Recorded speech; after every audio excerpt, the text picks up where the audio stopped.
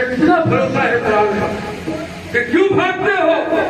बचाओ अपनी मस्जिदों को। कौन आएगा? अब अबाबीलों की वक्त नहीं है। खुद बनो अबाबील और अपना ताल्लुक अल्लाह से करो।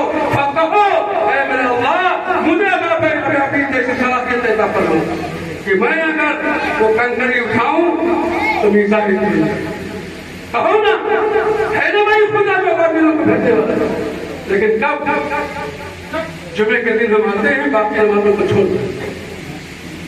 बंदवत्ता नमाजी बनो मुसलमानों, अपने चेहरों को गालियों से सजाओ, दुनिया को दिखाओ कि 1000 नहीं 10,000 यहूदी और नसरानी और गैरों के बीच में अगर एक मुसलमान खड़ा है तो पता चले कि अब्दुल्ला अब्दुल रहमान का शनाख्त नहीं हो पारी, हमारी पहचान नहीं हो पारी हमारी। ये जमीन का पैगाम है कि ईमान की इबादत करो,